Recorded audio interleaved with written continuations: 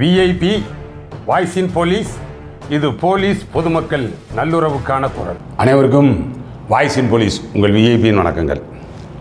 இப்போ ஒரு வாரமாக பார்த்தீங்கன்னா, அது சரியாக சொல்லணும்னா ஓரளவுக்கு இந்த கடந்த 5ஆம் தேதின்னு நினைக்கிறேன், 5/8 கொஞ்சம் அதிகமாகவே பகிரப்பட்டு வந்துக்கிட்டு இருக்கு. நான் எல்லாத்தையும் போடல, நிறைய எனக்கு போட்டிருந்தீங்க. அதாவது அரசு ஊழியர் ஓய்வு பெறும் வயது 60 62 ஆகிறதா, 62 ஆகிறது அப்படின்னே முடிவு பண்ணிட்டாங்க. ஆனால் 62 ஆகிறது அப்படின்னு நிறையா பதிவு, அதுக்கு தகுந்த மாதிரி சில அதற்கான செய்தி ஆதாரங்கள், ஏதோ 62 உயர்த்தலாமா, கோட்டையிலேயே ஆலோசிக்கப்பட்டது. யார் ஆலோசித்தது? 60 வயதுக்கு மேற்பட்டவர்களை அனுமதிப்பதன் மூலம் அரசுக்கு 18,000 கோடி இவர்களுக்கு தேவைப்படுதான். இதில் சம்பளம் மட்டும் வழங்கினோம்னா வெறும் 3,000 கோடியே போதுமா இவங்களே? அதனால் இப்போ அரசுக்கு இருக்கக்கூடிய நிதி நெருக்கடியில் இப்போ அரசு தீவிரமாக முடிவு பண்ணிடுச்சா. இது எல்லாத்தையும் இப்போ ஒரு தீர்மானம் நிறைவேற்றி அரசுக்கே அனுப்பிச்சி வச்சாச்சான். அனுப்பிச்சி வச்சு அது இன்னொரு 15 நாளில் அரசாணையாக வெளியிட இருக்கிறது. இந்த அளவுக்கு போட்டு விட்டுக்கிட்டே இருக்காங்க. நிறையா வந்தது. நான் ஒரு மாடலுக்காக ஒரு 2 மட்டும் போடுறேன். ஏன்னா நிறையா வதந்தியாக இருந்தாலும் இது நிறையா வந்திருக்குன்னு சொல்லி அதை எக்ஸ்போஸ் பண்ணோம்னா அதுக்கே ஒரு உண்மை முகம் வந்துடும் பார்த்தீங்களா, அதுக்காக போட்டு சொல்கிறேன் நான். ஆனால் இது என் பார்வைக்கு எனக்கு தெரிஞ்ச சோர்ஸு எல்லாம் விசாரித்த அளவில் இது இந்த மாதிரி எதுவுமே கிடையாது, முழுமையான வதந்தி. அப்புறம் அரசு பெருசாக நிதி நெருக்கடி அது எல்லா காலகட்டத்திலையும் எல்லாருக்கும் இருக்கும். ஏன்னா 1,00,000 கோடி கடலில் இருக்குன்றாங்க, கடலில் இருக்கும். அப்புறம் என்ன அரசு ஊழியருக்கு கொடுக்க மாட்டாங்களா? அந்த பெருந்தொற்று காலத்தில், ஏன்னா அப்போதைய அரசு அது எல்லாமே டோட்டல் சிஸ்டமே கொலாப்ஸ் ஆகி இருந்துச்சு. ஆனால் உங்களுக்கு நல்லா தெரியும், டோட்டல் என்டையர் சிஸ்டமும் இங்கே not only Tamil Nadu, entire world, ஆனால் அது குளோபல் லெவலில் ஒரு கொலாப்ஸ் ஆகி போயிருந்துச்சு. அந்த நேரத்தில் அது 58 59 ஆச்சு, அப்புறம் 59 60 ஆச்சு. அதுதான் அதில் அதுவே நம்ம கண்டிக்கத்தக்கதுன்னு சொல்லி அப்போவே கூட நம்ம ஒரு கடுமையான பதிவு போட்டிருந்தோம்.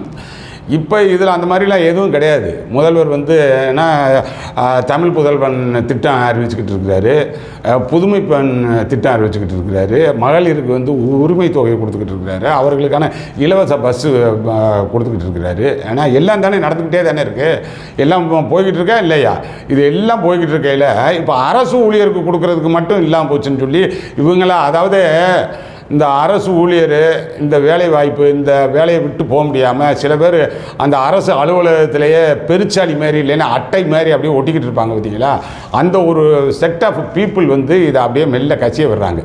வதந்தின்னு சொல்லி தெரிஞ்சு அப்படியே மெல்ல கசிய விடுறது. ஆனால் வேணும்னே என்ன இம்பேக்ட் ஆகுது, எப்படிலாம் பேசிக்கிறாங்க. அரசு காது வரைக்கும் வதந்தியே விட்டுக்கிட்டே இருக்க வேண்டியதானே.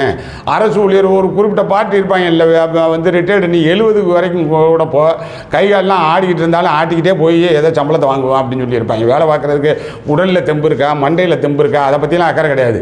70ங்க அரசு ஊழியர், ஐயோ ரொம்ப சந்தோஷம், வீட்டில் இருக்க முடியாதுங்க, ஏதோ காசு கொடுக்குறேன், 1,00,000 ரூபா வந்துடும்ல சம்பளம், அதனால் அதுக்கு இருந்துக்கிட்டு இருப்பேன். வேலை வாய்ப்பு, இளைஞர்கள் வேலை வாய்ப்பு என்ன ஆகிறது? ஆனால் அதனால் மிக மிக சென்சிட்டிவான பிரச்சனைங்க இது.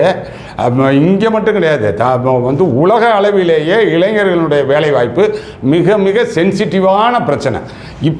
இப்போ ஒரு லேட்டஸ்ட்டு உதாரணம் சொல்லணும்னா, இப்போ இந்த வங்கதேசத்தில் அந்த அம்மா ஷேக் ஹசீனா 15 வருஷம் அந்த நாட்டினுடைய பிரதமராக இருந்தது.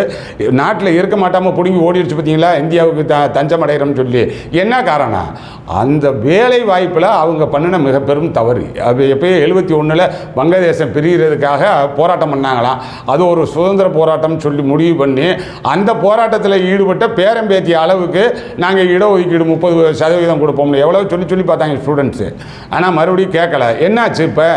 இப்போ அந்த நாடே என்ன ஆகிக்கிட்டு இருக்குன்னு அன்றாடம் பார்த்துக்கிட்டு இருக்கீங்களா. நம்ம அதிகப்படியாக அதை பற்றி சொல்ல வேண்டாம், என்ன ஆகிக்கிட்டு இருக்குன்னு பார்த்துக்கிட்டு இருக்கோம்ல. அவ்வளவு சென்சிட்டிவான மேட்ரு. நீங்கள் சாதாரணமாக ஒரு வேலை வாய்ப்பு, ஒரு எளிமையான வேலை, நான் எனக்கு தெரிஞ்ச உதாரணம் சொல்கிறேன். போலீஸ் வேலைக்குன்னு சொல்லி அறிவிப்பு கொடுத்தோம்னா அந்த இளைஞர்கள் இரவு முழுவதும் அந்த கிரவுண்டில் காத்து கிடக்கிறதுக்கெல்லாம் தயாராக இருப்பாங்க.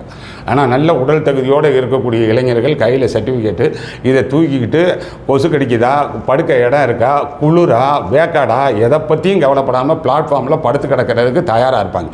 நாங்கள் போன காலத்திலேயே 35 வருஷத்துக்கு முன்னாடியே இதுதான் நிலைமை. கிரவுண்டில் போய் நைட்டே போய் படுத்து கிடப்பாங்க. ஏன்னா காலையில் 5 மணிக்கு வரிசையில் விட ஆரம்பிப்பாங்க. அதுக்கெல்லாம் ரெடியாக இருப்பாங்க. டக்குன்னு இது வேலை வாய்ப்பில் வந்து நீங்களாக புதுசாக ஏதோ ஒன்று ஆயிடுச்சுன்னு வைங்க, அவ்வளோ எளிமையாக வந்து காத்து கிடக்குறாங்கல்ல, அந்த இளைஞர்களுக்கு வேறு வகையான ஏதோ ஒன்று அது ஒரு அந்த எதிர்பார்ப்பில் வந்து ஒரு ஏமாற்றம், ஒரு விரக்தி, இல்லைன்னா நாம் வஞ்சிக்கப்படுறோம் அப்படின்ற ஒரு உணர்வு வந்துருச்சுன்னு வைங்க, அதுக்கடுத்து என்னங்க ஆகும்? அப்படியே அது வந்து கோபமாக திரும்பிடாதா? அந்த கோபத்தினுடைய உக்கிரம் தாங்க முடியுமா? அதுதான் இப்போ வங்கதேசத்தில் நடந்துச்சு. ஏன்னா அது மாதிரிலாம் எதுவுமே வந்து அது மாதிரியான சூழலுக்கு இல்லாமல் பார்த்துக்கிறது தான் ஒரு ஆட்சியாளர்களுடைய நல்ல ஒரு பொறுப்பும் கடமையும். மற்றபடி அந்த ஆட்சியில் இருக்கக்கூடியவர்கள் நீங்கள் எவ்வளவு தான் இலவசம் அறிவிச்சா கூட பொறுத்துக்கிடுவாங்க, ஏதோ வந்து கவர்மெண்ட் ஸ்கீமு, ஆனால் பார்த்துக்கிடுவாங்க. இன்னும் வேலைக்கும் போகாமல் வந்து படிக்கவும் போகாமல் இருக்கிறவனுக்கு கூட நீங்கள் ஒரு தங்க மகன் திட்டம்னு ஒன்று அறிவிச்சு அதுக்கு கூட ஒரு 1000 ரூபா நாங்கள் கொடுக்குறோம்னு சொல்லுங்கள், அதுவும் கூட சரின்னு சொல்லி அக்செப்ட்லாம் பண்ணுவாங்க. ஆனால் தொடர்ந்து வேலை வாய்ப்பில் ஏதோ ஒரு வகையில் வஞ்சிக்கப்படுறோம்னு வைங்க, 62 வயசு ஆச்சுன்னா என்னங்க ஆகுறது? அது எத்தனை லட்சக்கணக்கான இளைஞர்கள் இப்போ வந்து வேலைவாய்ப்பு அலுவலகத்தில் பதிவு பண்ணிட்டு அதுக்காக காத்துக்கிட்டு இருக்காங்க. நீங்கள் இப்போ வந்து அந்தளவுக்கு ஒரு முழுமையான சம்பளம் கொடுக்கலன்னு வைங்க, தொகுப்பூதியம் மாதிரி போடுங்க, 15,000 ரூபா சம்பளத்துக்கு கொடுங்க, ரொம்ப கவர்மெண்ட்டில் வேலை பார்க்குறோம்னு சொல்லி சந்தோஷமாக இருப்பாங்க. நான் இருக்கும் பொழுது 2013-14 ஒய்பின்னு ஒன்று எடுத்தோம் தமிழ்நாடு போலீஸில், ஆனால் யூத் பிரிகேடுன்னு சொல்லி. அவங்க வந்து 2014-15 அப்புறம் மறுபடியும் செலெக்ஷன் வரும்பொழுது 15-16 செலெக்ஷன் வரும்போது அப்புறம் ஒரிஜினல் போலீஸ் ஆகிட்டாங்க. வெறும் 7,000 ரூபா தான் சம்பளம். வராமல் இருந்தாங்களா? அந்த டிரைவர் பசங்க பூரா வந்து அந்த ஒய்பி தான் இருந்தாங்க, எல்லா வேலையும் பார்ப்பாங்க. ஆனால் வராமல் இருந்தாங்களா? வெறும் 7,000 ரூபா சம்பளத்துக்கு வந்தாங்க. அப்புறம் மறுபடியும் ஏன்னா அரசு சார்ந்த அலுவலில் இன்றைக்கி வந்து அரசு சார்ந்த அலுவலில் தொகுப்பூதியத்துக்கு எவ்வளோ பேர் ஆர்வமாக இருப்பாங்க, அதை விட்டுட்டும் போக மாட்டாங்க. ஏன்னா அரசு சார்ந்த அலுவல்பா அப்படின்னு சொல்லி இந்த ஹோம் கார்டுக்கு ஏன் அப்படி இருக்காங்க? ஆனால் 5 நாள் தான் வேலை கொடுக்குறீங்க, 560 ரூபா தான் சம்பளம் கொடுக்குறீங்க, வெறும் 2,500 ரூபா தான் அவங்களுக்கு கையில் கிடைக்குது. ஏன் இருக்காங்க? ஏதோ ஒரு அரசு பேனருக்கு கீழே இருக்கும்ப்பா அப்படின்ற மாதிரி இருக்கும். அது மாதிரி நீங்கள் ஒரு 15,000-20,000 கூட சம்பளம் கொடுத்து அந்த வேலை வாய்ப்பு, இளைஞர்களுடைய வேலை வாய்ப்பாக அவர்களை வந்து சாந்தப்படுத்திக்கிட்டே இருக்கணும். இல்லைன்னா வந்து அது மிக மோசமான விளைவை ஏற்படுத்தும். நம்ம ஊர் நாட்டில் கிராமத்தில் ஒரு பழமொழி மாதிரி சொல்லுவாங்க, 20 வயசுக்குள்ளே பையன் வேலைக்கு போனான்னா அவங்க வீட்டில் அப்பன் சரியில்லைன்னு அர்த்தம், 60 வயசுக்கு மேலே அவங்க அப்பன் வேலைக்கு போகிறானா சரி அந்த வீட்டில் பையன் சரியில்லைன்னு அர்த்தம். இங்கே யாரும் எல்லாருமே நல்லா தான் இருக்கேன். 20 வயசுக்கு மேலே வேலைக்கு தயாராக இருக்கக்கூடிய பையன் எல்லா வீட்லையும் இருக்கேன், அவனுக்கு வேலை கொடுக்குறதுக்கு அரசாங்கம் கவனத்தை செலுத்துங்க. அதனால் இப்போயும் வந்து இந்த வதந்தியை பரப்புபவர்களுக்கு அது கட்டையில் ஆகணும், அது கட்டுப்படுத்தப்படணும். அப்படின்னா அரசு சார்ந்து அரசு பொறுப்பில் இருக்கக்கூடிய அரசு உயர் அதிகாரிகள், அந்த தலைமைச் செயலகத்தில் இருக்கக்கூடியவர்கள் அல்லது அமைச்சர் பெருமக்கள் யாரோ ஒருத்தர் அந்த மாதிரி இல்லை, அரசுக்கு எந்த ஒரு பரிசீலனையும் கிடையாது, இது ஒரு பொய்யான வதந்தி, வேணுமனே பரப்பப்படக்கூடியது, இளைஞர்கள் யாரும் பயப்பட வேண்டாம், அது வேலைவாய்ப்பு சரியான முறையில் போய்கிட்டு இருக்கு, அவர் ஓய்வு பெறுவதற்கு அரசு போதுமான நிதி ஆதாரத்தோட நல்ல முறையில் இருக்கிறோம் அப்படின்னு நீங்கள் அறிக்கை விடணும். இளைஞர்களுடைய வேலைவாய்ப்பை பாதிக்கக்கூடிய அளவுக்கு அரசு ஒரு சின்ன ஒரு யோசனையாக கூட எதுவும் இல்லாத அளவுக்கு பார்த்துக்குங்க. அதனால் இது வதந்தியாகவே இருக்கட்டும். அதைத்தான் இங்கே நம்ம சொல்லணுன்றதுக்காக வந்தேன். எந்த வேலைவாய்ப்புக்காக காத்திருக்கக்கூடிய எந்த இளைஞர்களும் இதுக்குள்ளே இந்த வதந்திக்கு பலியாகிறாதீங்க. அது போக நம்ம கொஞ்சம் ரெக்வஸ்டாகவே கேட்டுக்கிறது, பாவம் அந்த 60 வயதுக்கு மேலே ஆனால் அந்த முதியவரை கொஞ்சமாச்சும் வாழ விடுங்கப்பா. ஆனால் ஒரு 25 வயதில் போய் வேலைக்கு சேர்ந்துருப்பார், 35 வருஷம் ஆச்சு, ஆனால் அப்புறம் தொடர்ச்சியாக 60க்கு மேலேயும் கொடுத்து ஆனால் எப்போ தான் வாழ்கிறது?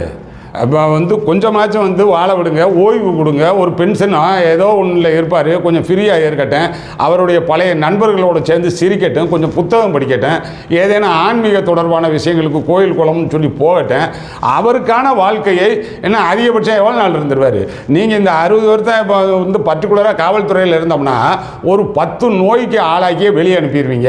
இருந்தாலே 60க்குள்ளே இருந்தாலே அவருக்கு வந்து ஏதேனும் திடீர்னு 45-50க்குள்ளே தொடர்ச்சியாக இந்த ஹார்ட் அட்டாக் மரணம் பார்த்துக்கிட்டு இருக்கோமா இல்லையா? அதனால் 60 வயது வரைக்கும் இருந்து வெளியேறி வருவதே காட் கிரேஸு. அதில் கொஞ்சமாச்சும் வாழட்டேன், அந்த வாழ்க்கையை கொடுப்போம் அப்படின்னு சொல்லி அந்த குடும்ப உறுப்பினர்களும் நினைக்கணும், இந்த சமூகமும் நினைக்கணும், அந்த இண்டிவிஜுவலும் நினைக்கணும். போதுமையா எனக்கு, நான் கொஞ்சம் வாழணும், பிறந்துட்டோம்ல ஒரு தடவை தானே பிறப்பேன், வாழணும் அப்படின்ற ஒரு எண்ணத்தோடு அவருமே நினைக்கணும். ஏன்னா இதுக்குள்ளே அந்த தனி மனித உளவியலும் இருக்குது. அவர் கடைசி வரைக்கும் வாழாமையே போயிடுவார். அதனால் இந்த வதந்தியாகவே போகும். இது எல்லாருக்கும் பொதுவாக எனக்கு நிறைய கேட்குறீங்கன்றதுக்காக இந்த பதிவுக்கு உட்படுத்தினேன். மற்றபடி அதில் ஒரு துளியளவும் உண்மை கிடையாது. வேறு அடுத்தடுத்த நல்ல பதிவுகளில் பார்ப்போம். நம்ம சேனல் இன்னும் சப்ஸ்கிரைப் பண்ணாமல் இருந்தால் சப்ஸ்கிரைப் பண்ணுங்கள், லைக் பண்ணுங்கள், ஷேர் பண்ணுங்கள். அடுத்தடுத்த பதிவுகளில் பார்ப்போம்.